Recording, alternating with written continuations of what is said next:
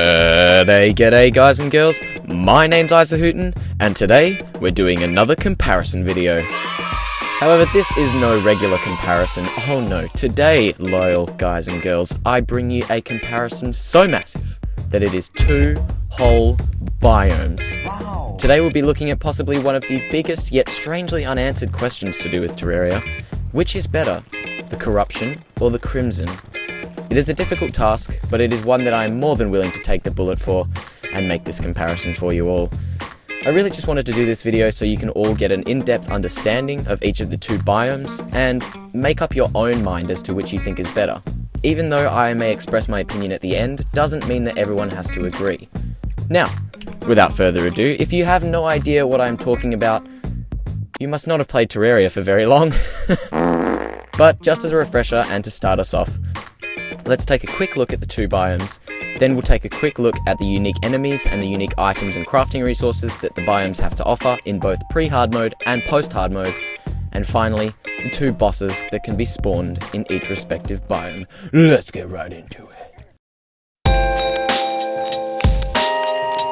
So to avoid any confusion, I will be comparing the biomes alphabetically, so corruption goes first. Also, I will assume that you know at least a little bit about each biome and the drops and craftable items, so this video can be a lot shorter than it would have been if I had explained every single thing.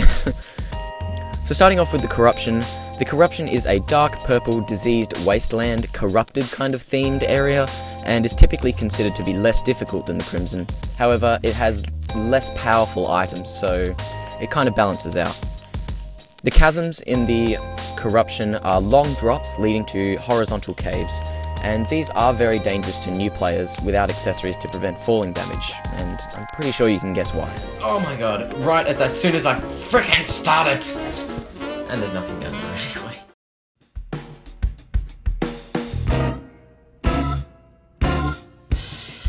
Right along to the crimson, this is a red blood gothic gore kind of themed area and is considered to be quite a bit more difficult according to forums and the wiki. However, the tools and armor and the weapons have slight advantages over the corruption, which is the trade-off for the harder enemies. The chasms in the crimson are deep branching underground areas that I could best describe as a big circular area like a heart with multiple veins trickling off that lead to the crimson hearts, which are similar to the shadow orbs. So yeah, dark, bleak, depressing. Don't know what else you'd really expect.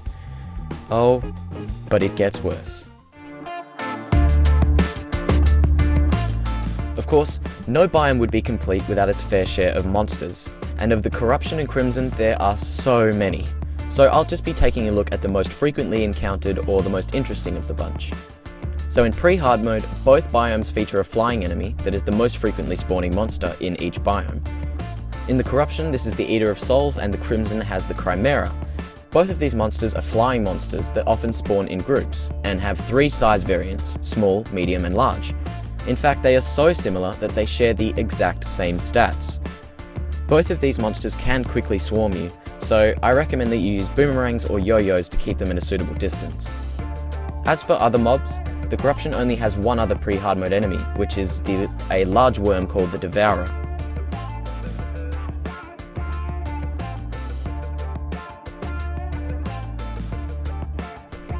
However, the crimson is a bit more diverse, having both the blood crawler, a spider monster that has increased mobility on walls, and the face monster, which is basically a zombie on steroids and with a smoking problem.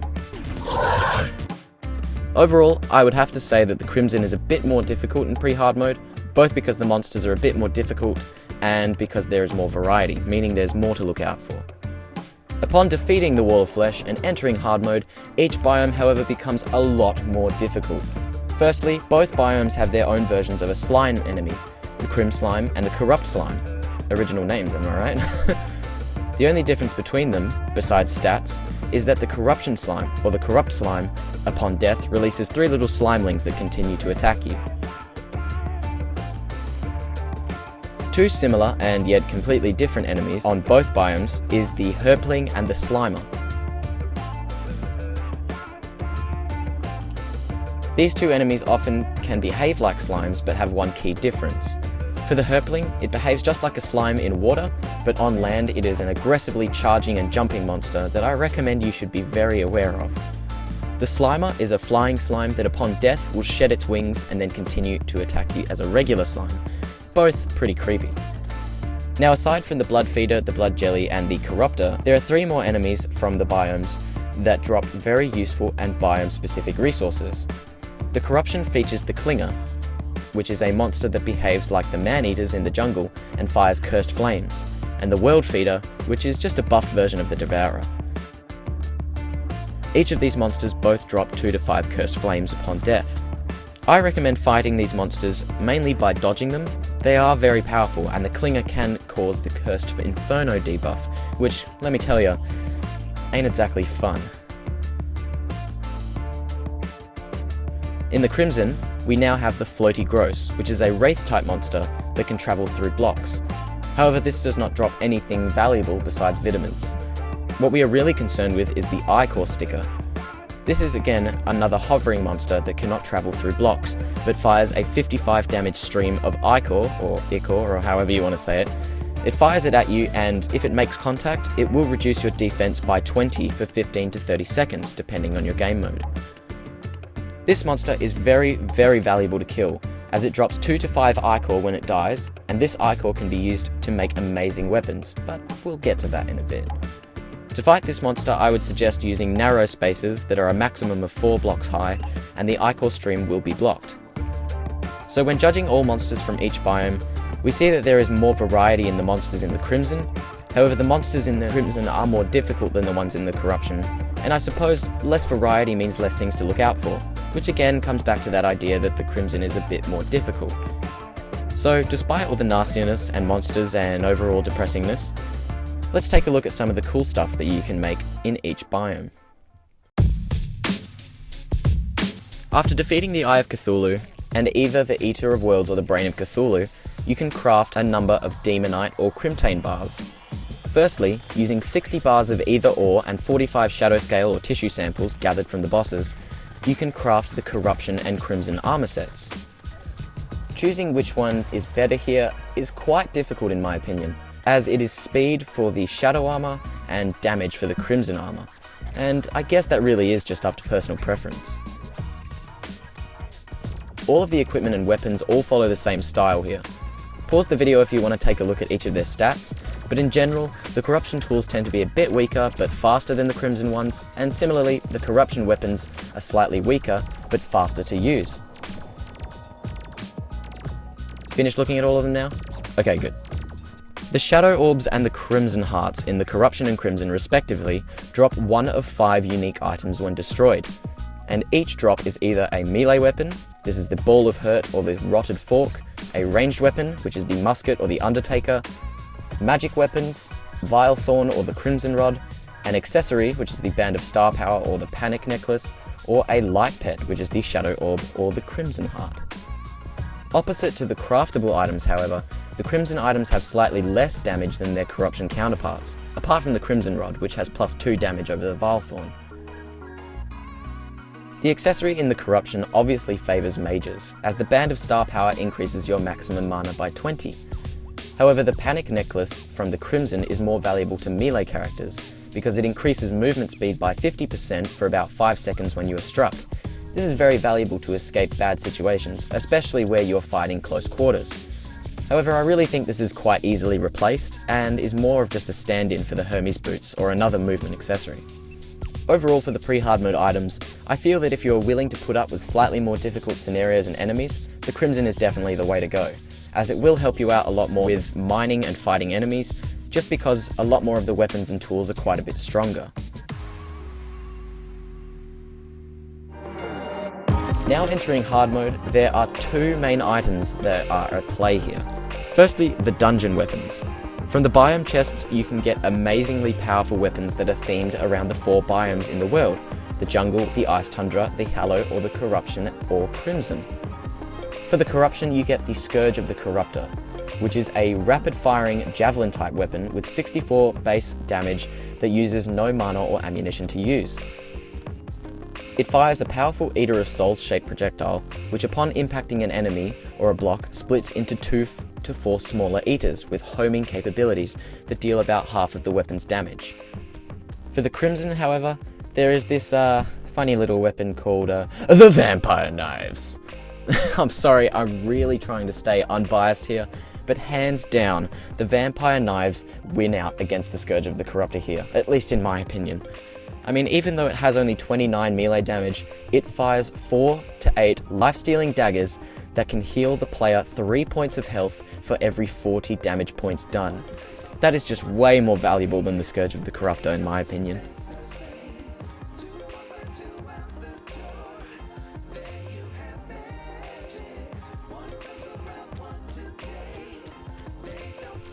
Moving on to the resources that can be found.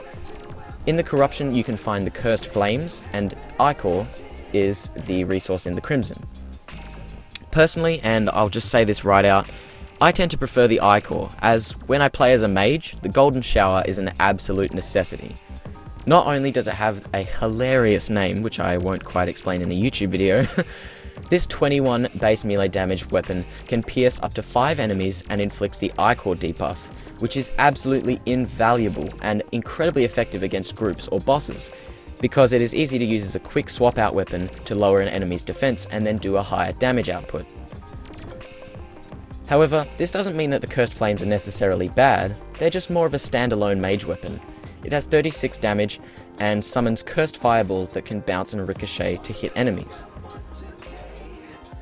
Both biomes also feature their own versions of the Mimic, which behave in a similar way, dashing around and dropping on top of the player as an attack. To fight these things, which I definitely recommend because of their drops, use a Key of Night in an empty chest, which will spawn the Mimic. Then use a high platform to dodge the attacks and fire down at the Mimic. It will keep jumping at you but still miss you, allowing you to take it out a lot easier and hopefully not take as much damage. Once again, each Mimic drops one of each type of weapon, a melee, ranged, and magic weapon, as well as an accessory and a grappling hook. Now I won't go over the specifics, but typically the Crimson weapons have a lower base damage. However, one really stands out. The fetid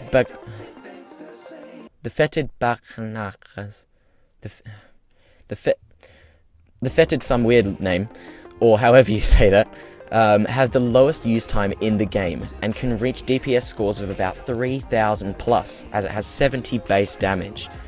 The Flesh Knuckles from the Crimson are also centered around defense, which gives you a boost of 7, which is the most in the game, and the Putrid Scent from the Corruption is focused on increasing damage. So, out of the two Mimics, it's really hard to say which one has better drops, as they are quite balanced.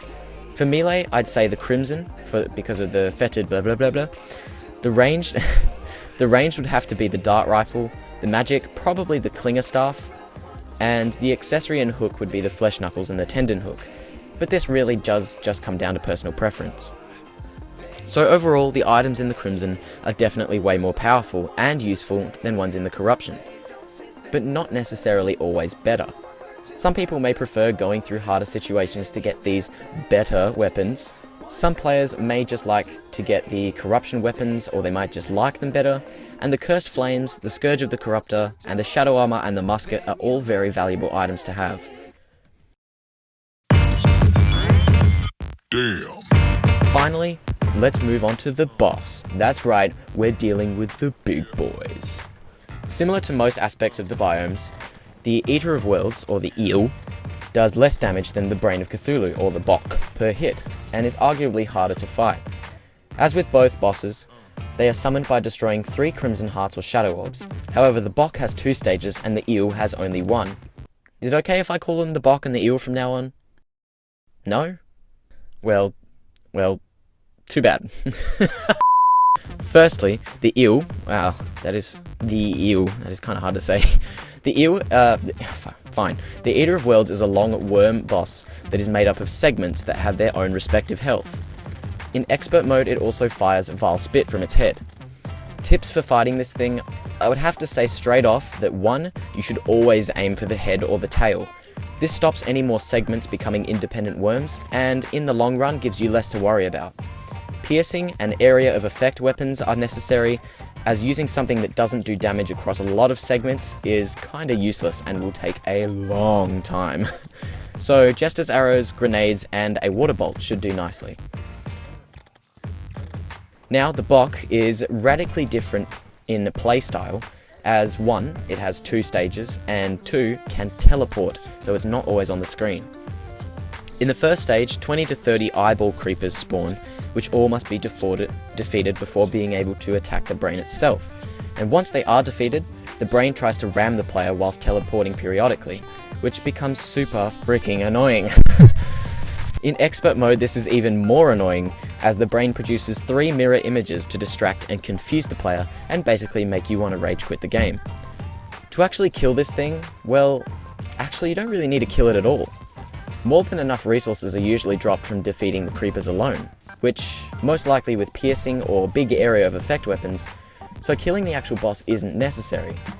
However, if you actually like to finish what you start, like me, you'll want to use items with high knockback for the second stage, as the brain is the only boss susceptible to knockback, and actually has the lowest health of all the bosses. Spears, yo-yos, and again the water bolt work great against both first and second stages, and in expert mode, bone javelins can be used to identify the real brain from the mirror images, which is incredibly useful. What is really worth comparing here, however, is the enjoyability of the fight and also the drops. For enjoyability, to be honest, I'm not too sure. I always enjoy both of these boss fights, and really I think this one is just personal preference. However, the drops is where one boss so obviously wins out. Sure, the normal mode drops are basically the same, but the expert mode drops of the bosses are kind of ridiculous how much better one is than the other. The worm scarf from the Eater of Worlds is, in my opinion, one of the best expert mode unique items, close to the spore sack, the demon heart, and the shrimpy truffle.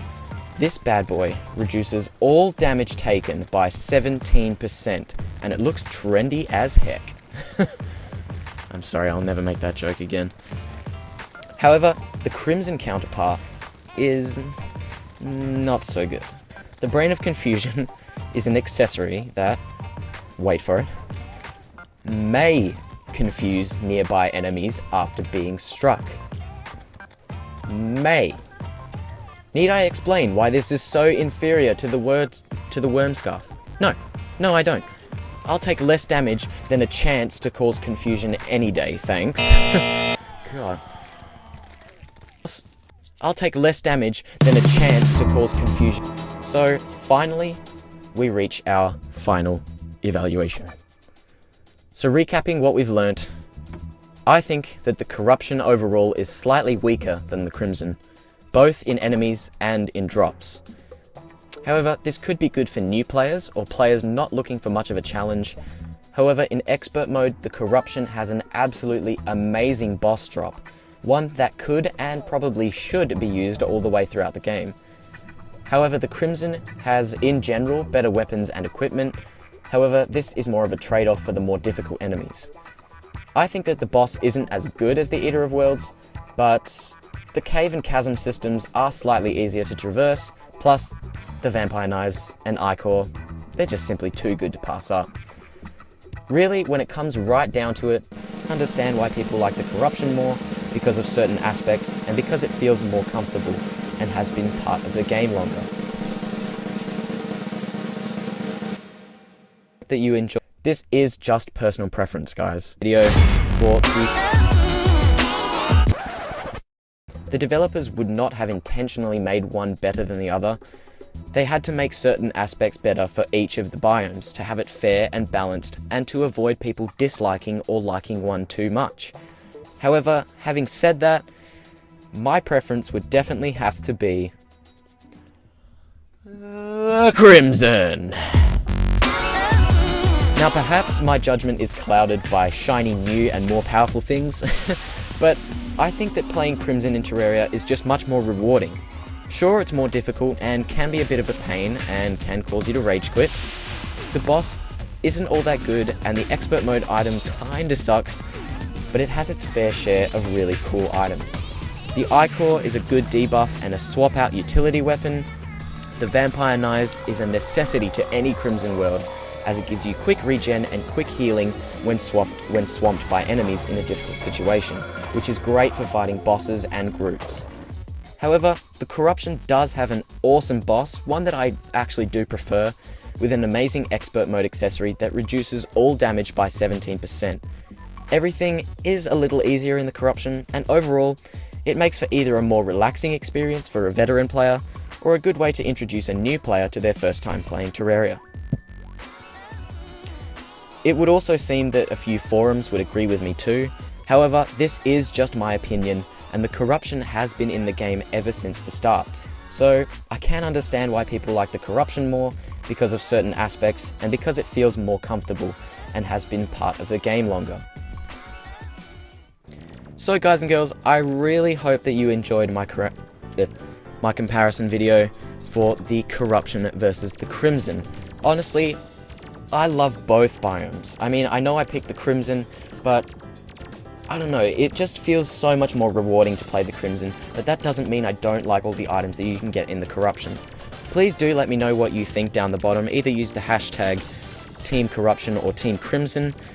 Also, try and participate in the poll that I've set up, because I really want to hear where you guys stand on this, and hopefully we can see which one you guys think is better and what you actually thought of my comparison. So, thank you all so much again for watching. Please do like and subscribe if you enjoyed this. I do make these comparison videos on about a fortnightly basis, so if you really do enjoy them, please let me know, and I will be sure to make more for you guys. So guys, until next time, this is Isahooten, signing off.